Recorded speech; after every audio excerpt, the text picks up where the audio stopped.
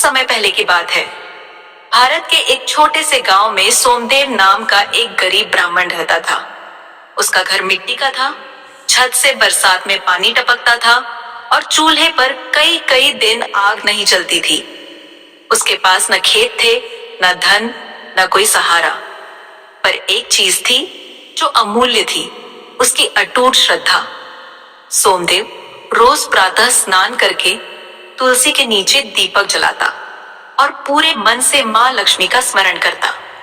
वह कभी धन नहीं मांगता था, केवल इतना कहता, मां मुझे इतना दे देना कि धर्म से विचलित न हो। पहली परीक्षा, भूख और आत्मसम्मान। एक दिन गांव में भयानक अकाल पड़ा। लोग शहर की ओर पलायन करने लगे। सोमदेव की पत्नी कई दिनों से भूखी थी।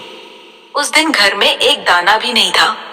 पत्नी ने कांपती आवाज में कहा, स्वामी आज किसी से कुछ मांग आइए, नहीं तो प्राण संकट में है। सोमदेव चुप रहा। कुछ देर बाद बोला, भिक्षा मांग लेंगे, पर झूठ या छल से नहीं। वह गांव के सेठ के घर पहुंचा। सेठ बहुत धनी था, पर घमंडी भी। ब्राह्मण को देखकर उसने उपहास किया, अरे पंडित जी, रोज रोज मां लक्ष्मी का नाम लेते हो, फिर भी ऐसे हाल। यह सुनकर सोमदेव को दुख हुआ, पर उसने क्रोध नहीं किया।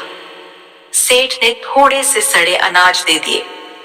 घर लौटते समय सोमदेव की आंखों से आंसू बह रहे थे, पर होठों पर मां लक्ष्मी का नाम था। दूसरा रहस्य, रात का स्वप्न। उस रात सोमदेव को एक अद्भुत स्वप्न आया। उसने देखा एक तेजस्वी स्त्री स्वर्ण आभा से युक्त कमल पर विराजमान। वह बोली, सोमदेव क्या तुम मुझे सच में पहचानते हो? ब्राह्मण ने हाथ जोड़कर कहा, मां आप ही मेरी सब कुछ है। मां लक्ष्मी मुस्कुराई, यदि ऐसा है तो कल सूर्योदय से पहले गांव के बाहर पीपल के वृक्ष के पास जाना, वहां तुम्हारी परीक्षा होगी। इतना कहकर वे अदृश्य हो गईं। तीसरी परीक्षा, लालच का द्वार। अगली सुबह सोमदेव पीपल के पास पहुंचा। वहां उसने देखा मिट्टी में आधा दबा स्वर्ण कलश। उसके चारों ओर कोई नहीं था। क्षण भर के लिए उसके मन में विचार आया, इसे ले जाऊं तो जीवन बदल जाएगा।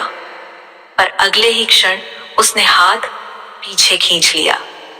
यदि यह मेरी परीक्षा है तो मैं असफल नहीं होऊंगा, उसने मन ही मन कहा। वह कलश वहीं छोड़कर लौट आया। उसी समय एक राहगीर आया, कलश उठाया और भाग गया। चौथा रहस्य, सच्ची दरिद्रता। उस रात मां लक्ष्मी फिर प्रकट हुई। इस बार उनका स्वर गंभीर था, सोमदेव क्या तुम्हें पता है असली दरिद्र कौन होता है? ब्राह्मण बोला, जिसके पास धन नहीं।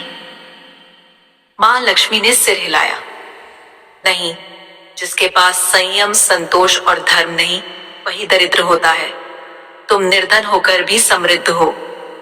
फिर उन्होंने एक रहस्य बताया, जो कलश तुमने छोड़ा वह साधारण स्वर्ण नहीं था, वह लालच की परीक्षा थी। उसे जो ले गया वह शीघ्र ही नष्ट हो जाएगा।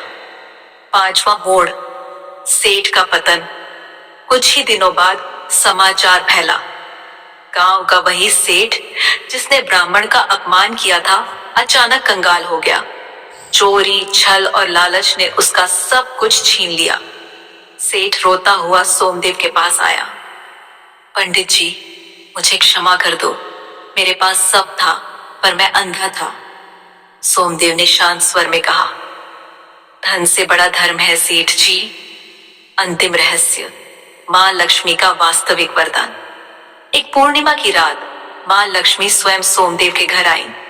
झोपड़ी स्वर्ण प्रकाश से भर गई। उन्होंने कहा, सोमदेव मैं तुम्हें अपार धन दे सकती हूं, पर क्या तुम उसे संभाल पाओगे?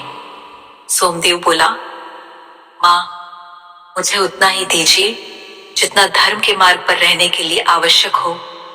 मां लक्ष्मी प्रसन्न हो गई। आज से तुम्हारे घर में कभी अभाव नहीं होगा, पर विलास भी नहीं। तुम जो पाओगे वह दूसरों में बांटोगे।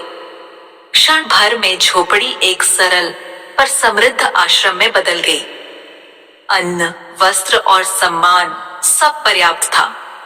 कथा का गूढ़ संदेश। माँ लक्ष्मी ने जाते जाते कहा, याद रखना, मैं वहां नहीं रहती जहां केवल धन की पूजा होती है। मैं वहां वास करती हूँ जहां निष्ठा, परिश्रम, संयम और करुणा होती है। सोमदेव ने जीवन भर यही शिक्षा गांव को दी। वह कभी राजा नहीं बना, पर हर किसी के लिए आदर्श बन गया। इस कथा से शिक्षा। माँ लक्ष्मी लालच से नहीं, पात्रता से प्रसन्न होती है। सच्ची गरीबी धन की नहीं, चरित्र की कमी की होती है। जो धर्म में अडिग रहता है, उसके घर लक्ष्मी स्वयं आती है। ऐसे ही और कहानी जानने के लिए हमारे चैनल को लाइक, शेयर, फॉलो और सब्सक्राइब करें। धन्यवाद।